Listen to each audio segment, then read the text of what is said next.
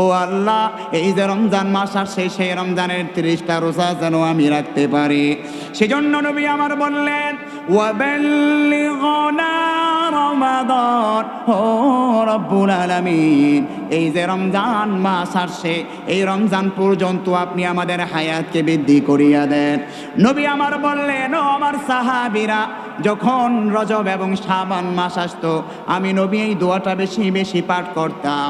সুতরাং ও আমার সাহাবীরা, তোমরাও বেশি বেশি এই দোয়াটা পাঠ করো। এজন্য নবী করিম সাল্লাল্লাহু আলাইহি ওয়াসাল্লাম এই রমজানের ফজিলতের বিবরণ দিতে গিয়ে বললেন, ও আমার সাহাবীরা, আল্লাহ পাক রব্বুল আলামিন এই রমজানকে কেন্দ্র করে তিনি বিভিন্ন প্রস্তুতি গ্রহণ করে থাকেন। নির্বাচনকে কেন্দ্র করে বান্দা প্রতিদিন তুমি 5-7টা বৈঠক করো, মিছিল মিটিং করো, যাতে করে বান্দা তুমি 12 তারিখের নির্বাচনে পাশ করতে পারো। আমি রব্বুল আলামিনের কাছে এর চাইতে আরো দামি মাস হচ্ছে পবিত্র মাহে রমজান মাস। ও গোলাপ, আমি কেমন করে রমজান মাসকে কেন্দ্র করে প্রস্তুতি গ্রহণ করে থাকি, আব্দুল্লাহ ইবনে আব্বাস রাদিয়াল্লাহু তাআলা থেকে হাদিসটি বর্ণিত হয়েছে।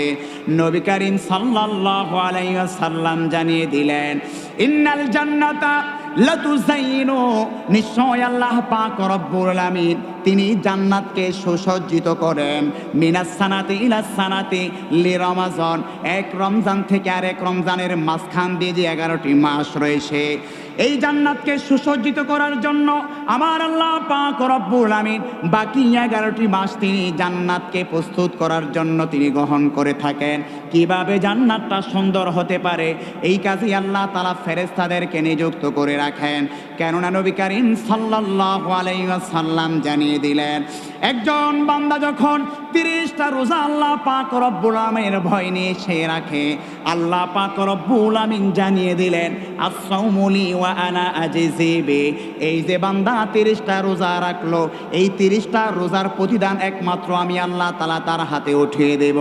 আমার প্রিয় ভাইয়েরা, আল্লাহ পাক রব্বুল আলামিন যত ইবাদত বন্দেগী তিনি ফরজ সুন্নত বিধান দিয়েছেন, কোনো ইবাদতের পুরস্কার হিসাবে আল্লাহ তাআলা এই কথা ঘোষণা দেয় নাই যে স্বয়ং আমি আল্লাহ পাক রব্বুল আলামিন পুরস্কারটা বান্দা তোর হাতে তুলে দেব।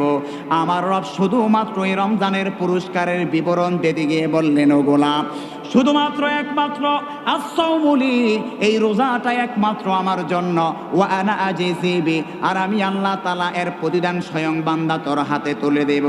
এই পবিত্র মাহে রমজান মাস আমার আপনার সামনে আসছে, এই মাসের ফজিলত যে কত বেশি কত বেশি। নবী করিম সাল্লাল্লাহু আলাইহি ওয়াসাল্লাম ইসলামের 5টা বুনিয়াদ বিবরণ দিলেন। ইসলামের যেই 5টা গুরুত্বপূর্ণ ভিত্তি রয়েছে, যেই 5টা খুঁটি রয়েছে, এই 5 খুঁটির বিবরণ দিতে গিয়ে নবীজি বললেন, 1 নম্বরে বললেন কালিমায়ে তয়্যিবা, এর বিবরণ দিতে গিয়ে নবীজি বললেন, এই রমজান মাসের রোজাগুলো ইসলামের যেই 5টা ভিত্তি আছে, এর ভিত্তির অন্যতম এক ভিত্তি। এই রমজান মাসটা কেন আল্লাহ তাআলা তো দামি বানিয়ে দিলেন, স্বয়ং রব্বুল আমিন সূরাতুল বাকারার মধ্যে তিনি জানিয়ে দিচ্ছেন। আল্লাহ পাক রব্বুল আমিন বললেন, শাহরু রমাদানাল্লাযী উনজিলা ফীহিল কুরআন, এই রমজান মাসটাকে কেন আমি আল্লাহ তাআলা সবচাইতে দামি বানিয়ে দিলাম। স্বয়ং আল্লাহ পাক রব্বুল আমিন সূরাতুল বাকারার এই আয়াতে কারিমার মাধ্যমে তিনি আমাদেরকে জানিয়ে দিচ্ছেন, শাহরু রমাদানাল্লাযী, ও গোলাম, এই রমজান তো সেই মাস, যেই মাসের মধ্যে আমি আল্লাহ তাআলা এই পৃথিবীর মধ্যে যত নবী রাসূল প্রেরণ করলাম, এই নবী রাসূলদের উপর আসমানি গ্রন্থ যতগুলো আমি আল্লাহ তাআলা অবতীর্ণ করলাম, এই সমস্ত আসমানি গ্রন্থের মধ্য থেকে সবচাইতে শ্রেষ্ঠ গ্রন্থ পবিত্র আল কোরআন। যার কি বান্দা, এই কোরআনুল কারীমটাকে আমি আল্লাহ তাআলা কোন মাসে অবতীর্ণ করলাম? রব বললেন, উনজিলা ফীহিল কুরআন, এই পবিত্র মাহে রমজান মাসে আমি আল্লাহ তাআলা কোরআনুল কারীমটাকে নাজিল করলাম। এই জন্য নবী করিম সাল্লাল্লাহু আলাইহি ওয়াসাল্লাম বললেন, এই রমজান মাসে যে ব্যক্তি আল্লাহ তাআলার ভয় নিয়ে 30টা রোজা রাখতে পারবে, আল্লাহ পাক রব্বুল আমিন ওই বান্দার জীবনের পিছনে যত গুনাহ আছে, সমস্ত গুনাহগুলো যিনি ক্ষমা করে দিবেন তিনি কে? রমাদান শব্দটি রমজুন থেকে এসেছে, আর রমজুন শব্দের অর্থ হচ্ছে পুড়িয়ে দেওয়া, জ্বালিয়ে দেওয়া। আমার প্রিয় ভাইয়েরা, রমজানের এই শব্দটি অর্থ বহন করে একজন ব্যক্তি যদি আমার রব্বুল আলামিনের জন্য অন্তরস্থল থেকে 30টা রোজা রাখে, এই 30টা রোজা রাখার কারণে আল্লাহ তাআলা ওই বান্দার সমস্ত গুনাহগুলো জ্বালিয়ে দিবেন। আগুন যেমন কাঠকে জ্বালিয়ে সারকার বানিয়ে দেয়, ঠিক একইভাবে একজন বান্দা যখন রোজাগুলো রাখতে থাকে, আমার রব জানিয়ে দিলেন আমি আল্লাহ তাআলা তার গুনাহগুলো এভাবে মোচন করিয়া দেয়। সেজন্য নবী করিম সাল্লাল্লাহু আলাইহি ওয়াসাল্লাম বললেন, যেই ব্যক্তি 30টা রোজা রাখবে, মান সামা রমাযানা ঈমানান ওয়া ইহতিসাবা গুফিরা লাহু মা তাকদ্দামা মিন যামবি। যেই বান্দা আল্লাহ তাআলার সন্তুষ্টির জন্য 30টা রোজা রাখবে, আমার রব জানিয়ে দিলেন ওই বান্দার সমস্ত গুনাহগুলো আমি আল্লাহ তাআলা মাফ করে দেব। সুতরাং এমন একটা মাস আমাদের সামনে আসছে, এই রমজান মাসের জন্য আমাদের প্রস্তুতি গ্রহণ করার দরকার আছে না নাই? বিগত সময় যে রোজাগুলো ভেঙেছি, এই যে অল্প কয়েকদিন আছে, নিয়ত করি এই অল্প কয়েকদিন কাজা রোজাগুলো আমরা রেখে ফেলবো। সাহাবায়ে কেরাম কি করতেন? শাবান মাসে তো বেশি বেশি রোজা রাখতেই নেই, এবং যেই রোজাগুলো কাজা, অনেকের বিভিন্ন সময় বিপদের কারণে রোজা ভেঙে গিয়েছে, এই মাসে কি করতেন? সালফে সালেহগণের আমল ছিল কাজা রোজাগুলো তারা রেখে দিতেন। কত দোকানপাড়ের চিপায় চোবায় বসে বসে যে ইফতারি করি, যদি পর্দা আলগি দেওয়া যায় তাহলে বড় বড় হাজী সাহেবদের চেহারাগুলো খুঁজে পাওয়া যায়। চিল্লা বলেন ঠিক না বে ঠিক? আমার প্রিয় ভাইয়েরা, পর্দা টাঙ্গিয়ে টাঙ্গিয়ে হোটেলের মাঝে আমি আপনি রমজান মাসে যে খাবার ভক্ষণ করি, পৃথিবীর কোনো মানুষ না দেখলেও আমার রব সেই আরশে আজিম থেকে পর্যবেক্ষণ করছে। রব বললেন, ও গোলাম, তুমি যতই কাপড়ের পর্দা লাগাও না কেন, আমি আল্লাহ তাআলা তো সেই আরশে আজিম থেকে, ইন্নাহু হুয়াস সামিউল বাসীর, বান্দা তুমি যেখানেই পদার্পণ করো না কেন, আমি আল্লাহ তাআলা সব কিছু শুনি এবং সব কিছু দেখে। আমার প্রিয় ভাইয়েরা, আফসোস পরিতাপ নিয়ে বলতে হয়, সমাজের মধ্যে এমন অনেক মুসলমান পাওয়া যায়, জনম জনম চলে যায় তারপরও রোজা রাখে না। কয় রোজা নামাজ এগুলো আমি বিশ্বাস করি না। কত রোজা গেল, কত রমজান আসলো, এগুলো রাখলে কি আর না রাখলে কি, কিন্তু নামাজ যিনি ফরজ করে দিয়েছেন তিনি কে? আর সেই রোজাকেও যিনি ফরজ করে দিয়েছেন তিনি কে? সুতরাং এই রোজা যেমন গুরুত্বপূর্ণ, এই রমজানের রাত্রিতেও একদল ফেরেশতা কি আসে, প্রথম আসমানে আসিয়া তার রহমতের বান্দাগুলোকে ডাকতে থাকে যে কে আসো এই মহামান্বিত রমজানের রজনীতে, আল্লাহ তাআলা তোমাদেরকে রহমত দেওয়ার জন্য ডাকছেন। নবী করিম সাল্লাল্লাহু আলাইহি সাল্লাম বললেন, যখন রমজান মাস চলে আসে তখন জান্নাতের সমস্ত দরজাগুলো কি করে দেন? খুলে দেন। নবী করিম সাল্লাল্লাহু আলাইহি সাল্লাম বললেন, ইদা দাখালা রমাযান, যখন রমজান মাস চলে আসে তখন আল্লাহ পাক রব্বুল আমিনের যে জান্নাত আছে, ফুতিহাত আবওয়াবুল জান্নাহ, জান্নাতের সমস্ত দরজাগুলো আল্লাহ তাআলা খুলিয়া দেন। ওয়া গুললিকাত আবওয়াবু জাহান্নাম, এবং জাহান্নামের যেই দরজাগুলো আছে সেগুলো আল্লাহ বন্ধ করে দেন। ওয়া সুলসিলাতিশ শায়াতিন, এবং যেই শয়তান রয়েছে বিতাড়িত, ওই শয়তানকেও আল্লাহ তাআলা বন্দী করে রাখেন। সুতরাং এমন একটা মহামান্বিত মাহে রমজান আসে, এই মাহে রমজানকে কেন্দ্র করে আল্লাহ তাআলা সমস্ত শয়তানদেরকে কোথায় বন্দী করে রাখেন? খাঁচার মধ্যে বন্দী করে রাখেন। হুজুর, রমজান মাস তো শয়তান তো কম দেখি না, এই যে পর্দা লাগাইয়া লাগায় খায়, ওরা তো মানুষ রূপী শয়তান, ঠিক না বে ঠিক? ডিজে পার্টি, সিনেমা, অশ্লীল দৃশ্য কম না বেশি? বেশি। তো এগুলো তো কমতি নাই। তো আল্লাহ তো বলছেন ওয়াসুল সিলাতি শায়াতিন, শয়তান বন্দি করে রাখছে। তো শয়তান আসলো কোত্থেকে? ওই যে দীর্ঘ 11 মাস ট্রেনিং দিছেন গুনাহ করতে করতে, এখন রমজানে এত ওয়াজ নসিহত, প্রতিদিন 20 টাকার তারাবি, সারাদিন রোজা রাখি, মানে এবার পুরো রমজানটা তো এবাদতেই কাটে, ঠিক না বে ঠিক ভাই? রোজা, ভালো ওয়াজ নসিহত, মানে রমজান মাসের চাইতে এর চাইতে পবিত্র মাস আমাদের জীবনে আর আসে না।